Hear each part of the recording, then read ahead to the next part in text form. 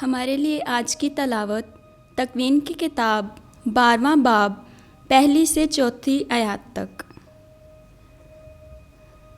और खुदावंद ने अब्राम से कहा, तू अपने वतन और अपने अकरबा के दरमियान से बल्कि अपने बाप के घर से रवाना हो और उस सरज़मीन में चल जो मैं तुझे दिखाऊंगा।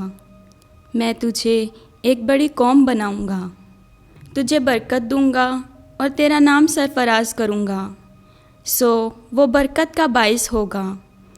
जो तुझे बरकत दें मैं उन्हें बरकत दूंगा, जो तुझ पर बद्दुआ करें उन पर मैं बद्दुआ करूंगा। जहान के कुल कबीले तुझ में बरकत पाएंगे। बस अब्राम खुदावंद के कहने के मुताबिक रवाना हुआ और लूत उसके साथ चला। और अब्राम जब हरान से रवाना हुआ 75 बरस का था।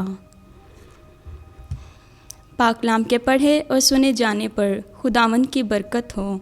खुदा का शुक्र हो।